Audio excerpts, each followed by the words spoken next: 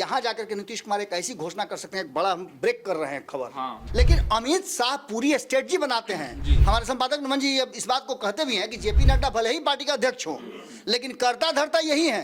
देखिए, एक की तो मजबूरी है क्योंकि वहीं से आए हैं वो संजय झा, और दूसरे के साथ एक बड़ी विचित्र बात है, नोरमा ग्रुप, जो सोचता है वो करता है, आपके अपने सपनों का आशियाना। नमस्कार, मैं हूं सागर कुमार, भारत लाइव देख रहे हैं आप। कहानी में ट्विस्ट है। कौन सी कहानी में ट्विस्ट है? देखिए, बिहार में राजनीतिक गलियारों में जो चर्चाएं चल रही हैं अमित शाह को लेकर, मुख्यमंत्री नीतीश कुमार को लेकर, उसी कहानी में क्या कुछ ट्विस्ट है, उसी ट्विस्ट को हम आज आपके सामने लेकर आए हैं। देखिए, लगातार तेजस्वी यादव यात्रा पर निकलने के बाद से घोषणाएं कर रहे हैं।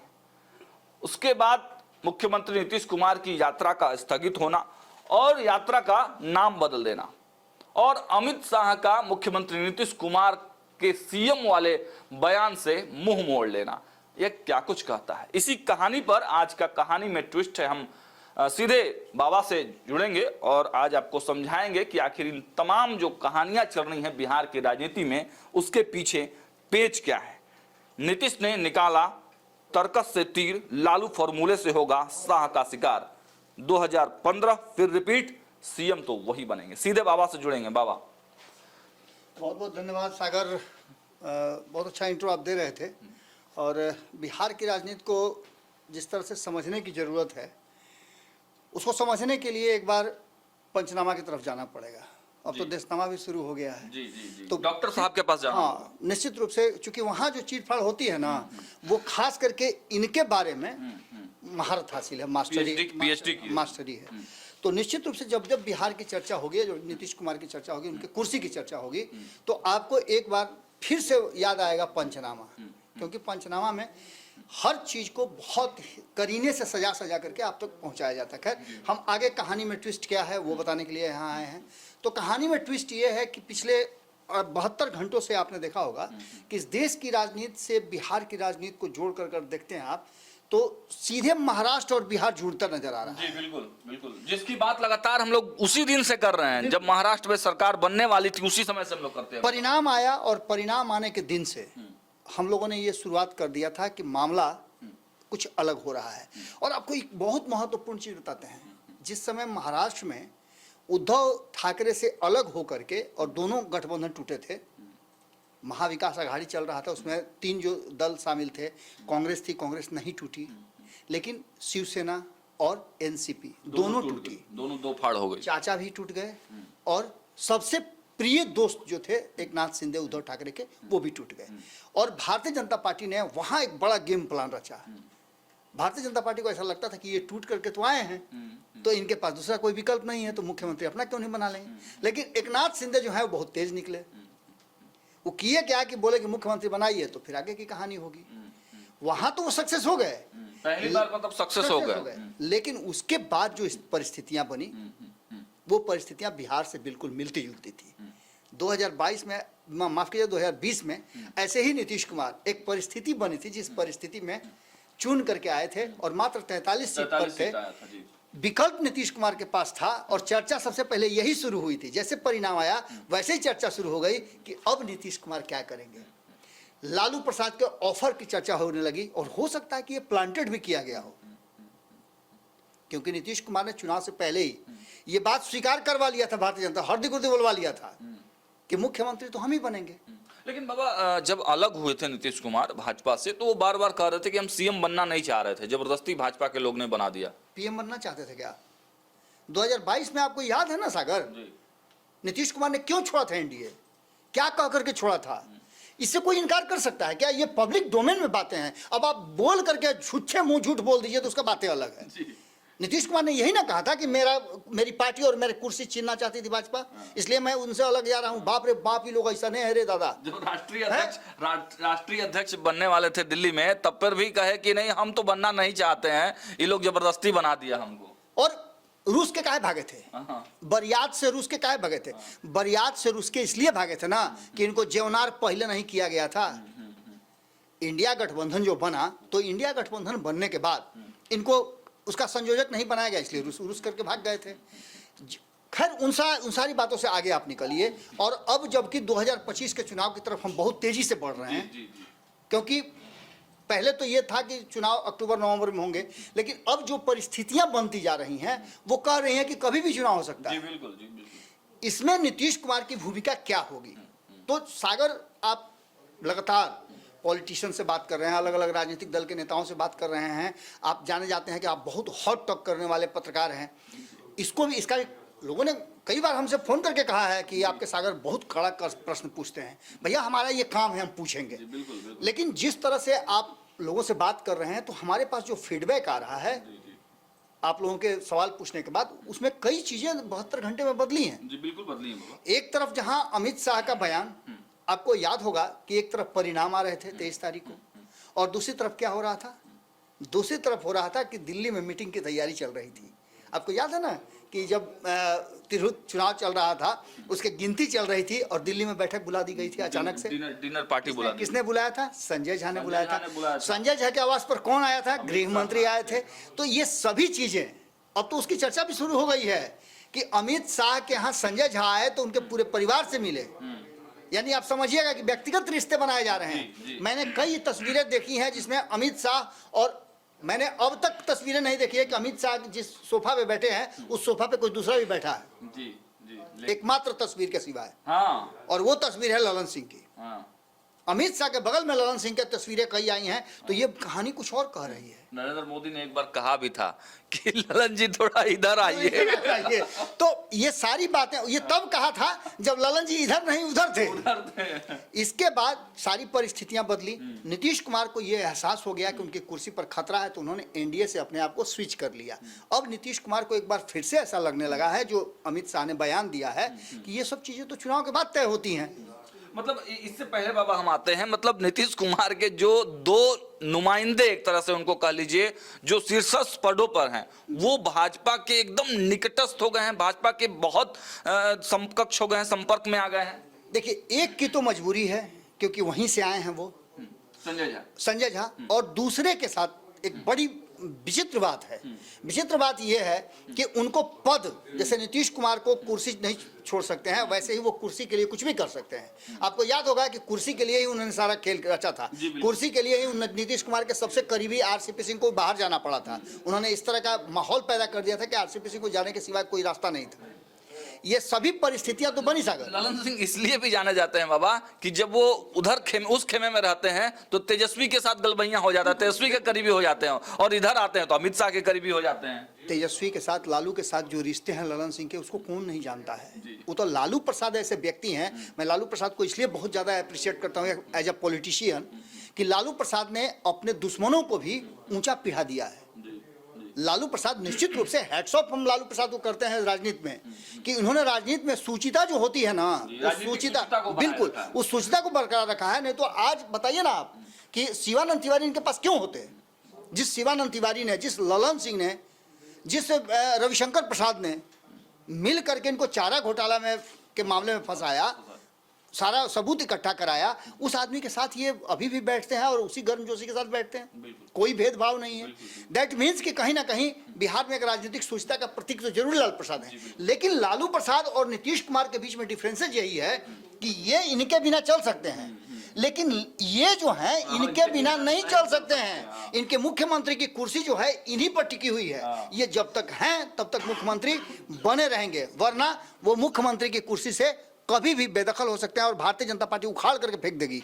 ये दो शख्स जो हैं, इनको अच्छी तरह से पता है कि किस तरह से नीतीश कुमार ने इनके सामने से थाली छीन लिया था, और यही जब इनको गुजरात से बाहर निकाला गया था, इनको सजा मिली थी कि गुजरात में नहीं प्रवेश करना है, तड़ी पार किए गए थे, जिसको आप देखिए कि अक्सर इन पर कटाक्ष आज भी कटाक्ष हुआ है। तो उस समय इन्होंने बिहार आने की एक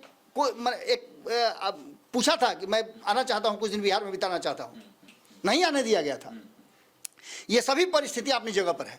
लेकिन अब सबसे जरूरी चीज है कि नीतीश कुमार ने इस 72 घंटे में जो अमित शाह के बयान आए हैं, उस बयान के बाद क्या क्या बदला है, क्यों बदला है, और उसके परिणाम क्या होंगे।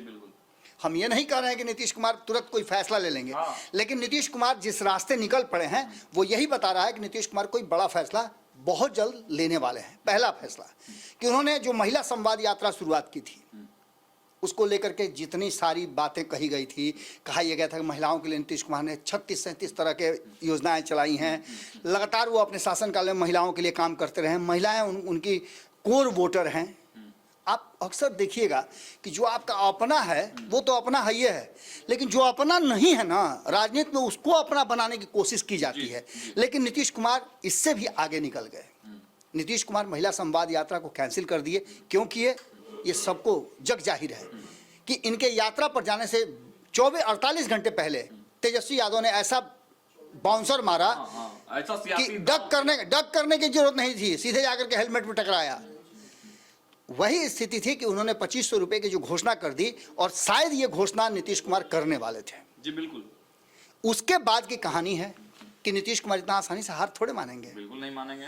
आपने सुना होगा, ये कहा जा रहा था जदयू के लोगों से कि खरवास के चलते यात्रा कैंसिल हुआ है। मैंने तब भी क्या कहा था कि खरवास उरवास वाला कोई बात नहीं है। ये वही कारण है जो तेजस्वी यादव ने अचानक से मैंने कूद करके आए और दरभंगा पहुंचे, और दरभंगा पहुंच करके उन्होंने सीधे दरभंगा में इस बात की घोषणा कर दी।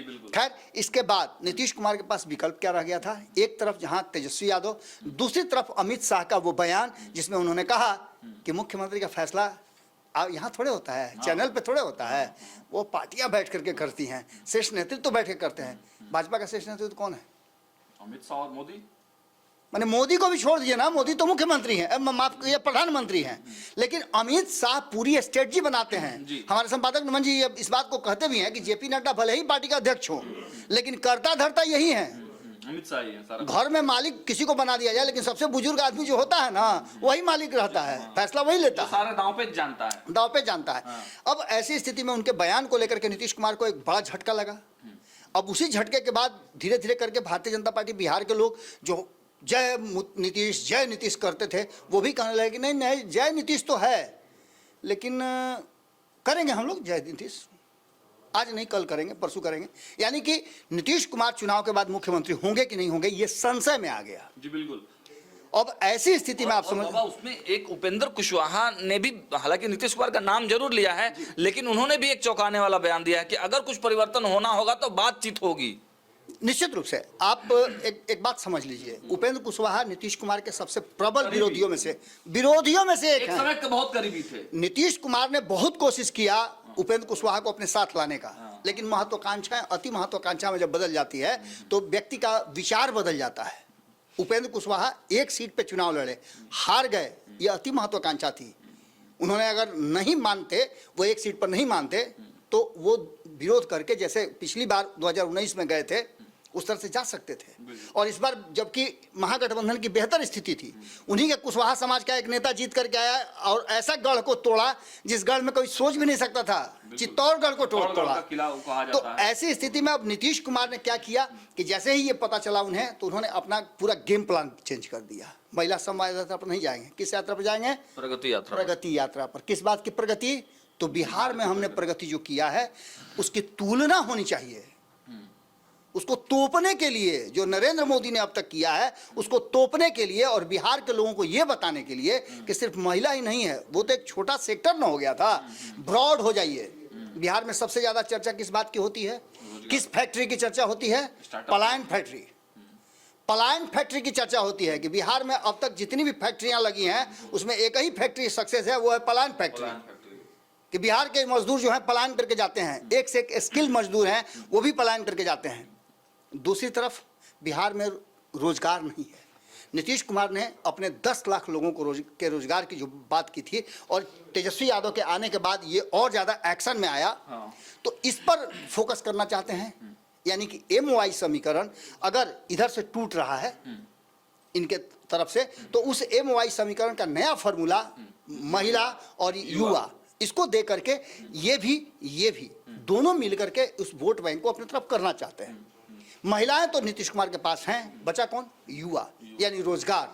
तो रोजगार के लिए जो नीतीश कुमार ने काम किए हैं और बहुत अच्छे काम किए हैं, यात्रा का जगह भी चनपटिया चुनना, आपसे चर्चा हमारी ऑफ द रिकॉर्ड हो रही थी कि इसमें 38 से ज़्यादा ऐसे स्टार्टअप हुए हैं जिस स्टार्टअप में एक भी कोई बड़ा बिजनेसमैन नहीं है। बाबा मैं खुद वहां पे गया हूं और लोगों से मैंने बातचीत किया है, वो लोग इतना अप्रिसिएटेड है, मतलब इतना नीतीश कुमार के Down to प्रति earth है। डाउन टू अर्थ है। वो लोग कहता है कि हम कल तक बाहर जाकर नौकरी करते थे और आज हम मालिक हैं अपने घर में। जी नौकरी दे रहे हैं, नौकरी दे रहे हैं। तो नीतीश कुमार ने सिर्फ नौकरी दिया नहीं है, नौकरी देने वालों को पैदा किया है। मतलब आप ये बताना चाह रहे हैं बाबा दर्शकों को कि नरेंद्र मोदी जिस स्टार्टअप की बात करते हैं उसको नीतीश कुमार ने करके दिखा दिया अपने यहाँ। तेजस्वी यादव ने नीतीश कुमार को एक ऐसा रास्ता दिया है जो पिछले 10 साल में नरेंद्र मोदी नहीं कर पाए हैं। नरेंद्र मोदी 2014 में आए थे तो क्या वादा करके आए थे? नरेंद्र मोदी ने वादा किया था कि वो 2 करोड़ युवाओं को प्रति वर्ष नौकरी और रोजगार देंगे। कितना सक्सेस हुआ? पूरी तरह से फेलस्वी है। भले फेलस्वी इनको कहता हो लोग, लेकिन फेलस्वी नरेंद्र मोदी हैं। पास कौन हुआ? ये और ये चाचा भतीजा। और निश्चित रूप से इन लोगों ने अगर 5 लाख से ऊपर नौकरियां दी हैं, सरकारी नौकरियां, तो निश्चित रूप से ये अप्रिसिएबल है, और वो भी मात्र 2 साल में। और बाबा चर्चा भी होने लगी, रोजगार की चर्चा होने लगी, ये सबसे बड़ी बात। इसके बाद सबसे बड़ी बात है कि इस बार नीतीश कुमार ने जो उद्योग विभाग दिया है, एक ऐसे सबल और पुष्ट व्यक्ति को दिया है जो हर तरह से मल्टीलिंगुअल है, पढ़ा लिखा है, वो चीजों को समझता है, उसने राजनीति अपने जीवन में देखी है, बचपन से वो राजनीति देखते आ रहे हैं, उनके पिता मुख्यमंत्री रहे हैं बिहार के, वो हर चीजों को जानते हैं, और ऐसे समय में मुख्यमंत्री रहे हैं जब बिहार एकदम मतलब समझिए कि स्टार्ट कर रहा था, सबसे कठिन परिस्थिति से बिहार गुजर रहा था, तब मुख्यमंत्री बने थे उनके पिता जगन्नाथ मिश्रा। अब जो वर्तमान स्थिति बनी है, नीतीश मिश्रा ने नीतीश कुमार की यात्रा पर जाने से पहले एक बहुत बड़ा उनके हाथ में गेम प्लान दे दिया है कि ग्लोबल मीट करा रहे हैं। 23 तारीख को यात्रा पर जाएंगे और 19 तारीख को ही वो बिहार में कितने स्टार्टअप और नए खड़े होंगे, कितने फैक्ट्रियां खुलेंगी, ये सबका लगभग खाका उनके हाथ में दे देंगे। तो नीतीश कुमार ने जो ये काम किया है, नीतीश कुमार को पता है कि हम क्या करने जा रहे हैं। यानी सीधी तौर पे ये लड़ाई जो है पावर गेम हो गई है, और पावर गेम में आप जानते हैं कि जब फाइट होती है तो 2 पहलवान लड़ते जरूर हैं, लेकिन उसके साथ साथ 2 श्रोता और दर्शक भी लड़ते हैं, क्योंकि कोई किसी का समर्थक है, कोई किसी का समर्थक है, और असल जीत हार इनसे ज्यादा ये अगर लड़ते हैं, जो पहलवान लड़ते हैं, उनसे ज्यादा खुशी उनके दर्शकों को, समर्थकों को, श्रोताओं को होती है। तो वैसी स्थिति में आप समझ सकते हैं कि क्या होने वाला है। निश्चित रूप से नीतीश कुमार बिहार की जनता को ये बताने जा रहे हैं कि हम सिर्फ महिलाओं के लिए नहीं करते हैं, हम युवाओं के लिए भी करते हैं, हम रोजगार का नया सृजन करने जा रहे हैं, और इसके लिए हमें आप वोट दीजिए। यहाँ जाकर के नीतीश कुमार एक ऐसी घोषणा कर सकते हैं, एक बड़ा हम ब्रेक कर रहे हैं खबर, हाँ, बिल्कुल एक बहुत बड़ा खबर ब्रेक कर रहे हैं कि इस यात्रा के बाद नीतीश कुमार इस प्रगति यात्रा के साथ कुछ ऐसी घोषणा कर दें जो 2025 में कालजयी हो जाए, तो कोई अतिशयोक्ति नहीं होगी, क्योंकि रोजगार और अन्य चीजों को लेकर के वो कहीं ना कहीं एक बात तो पक्का है कि नीतीश कुमार जिस तरह से आगे बढ़ रहे हैं और जिस तरह से उन्होंने ये पूरा का पूरा सेक्टर तय किया है, इसमें एक बात तो साफ नजर आ रही है कि नीतीश कुमार युवाओं के लिए रोजगार का एक बड़ा हब बनाने की कोशिश करेंगे। और चनपटिया जिस तरह से एक विकसित और पूरे दुनिया भर में अपने क्वालिटी के लिए जाना जाता है, वहाँ बेस्ट क्वालिटी के कपड़े, बेस्ट क्वालिटी के चमड़ा उद्योग है,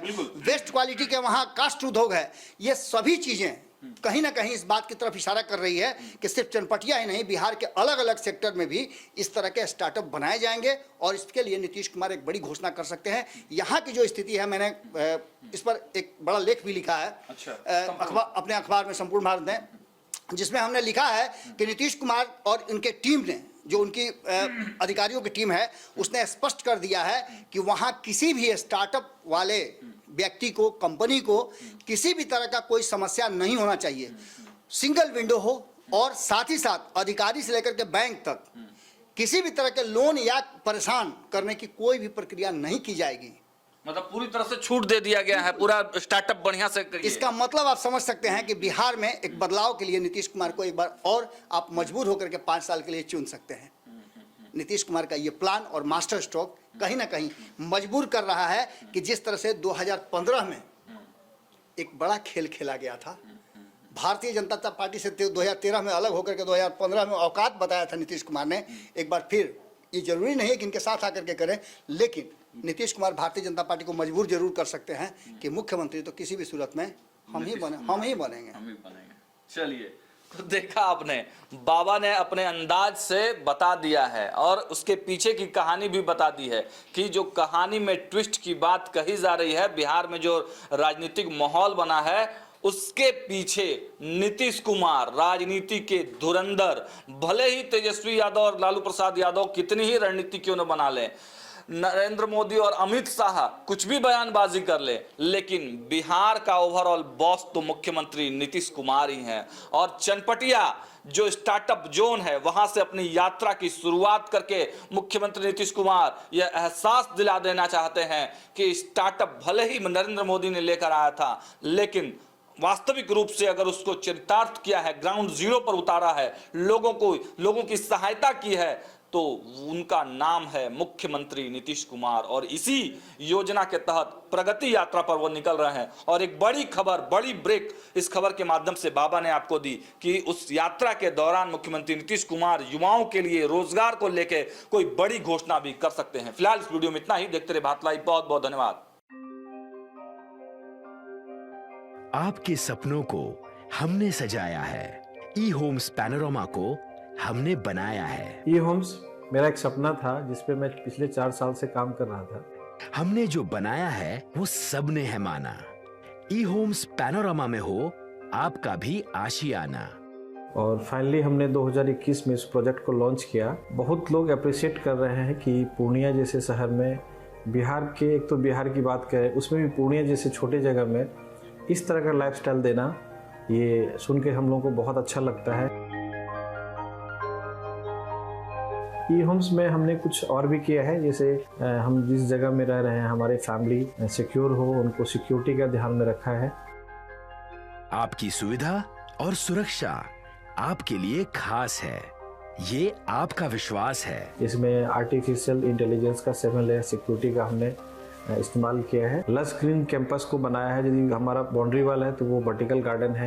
ये जितनी भी फैसिलिटी होता है एक इंटरनेशनल टाउनशिप में ई होम्स है, ये हम लोग विश्वास नहीं कर पा रहे हैं। जो भी हमारे मित्र, दोस्त या जो भी हमारे बाहर के बाहर आते हैं तो हम लोगों को बहुत अच्छा सुनने को मिलता है और बहुत अच्छा क्रेडिट मिल रहा है। वो सारा हमने सिर्फ एक बिल्डिंग नहीं बनाया, हमने एक बहुत अच्छा लाइफस्टाइल दिया ई होम्स में। और मेरा एक सपना था जिसको मैं आज फुलफिल होते हुए देख पा रहा हूँ। ये आपका आवास है। ई होम्स पैनोरमा में अब आपका निवास है। E homes panorama, luxurious lifestyle redefined. Panorama group, जो सोचता है वो करता है। अगर ये वीडियो पसंद आई और वह बिहार के राजनीति और बिहारियत से सरोकार रखेनी तो सब्सक्राइब बटन दबा के चैनल के सब्सक्राइब कर ली। ओजे एगो घंटी बा, ओकरा बटन दबा देला से कुल सटीक और मारक खबर रुआ मुफ्त में मिल जाई। अगर रुआ पत्रकारिता के हमनी के नया प्रयोग में सहयोग कर चाहतानी तो ज्वाइन बटन दबा दी। पेटीएम नंबर नोट कर ली 9386 816 700।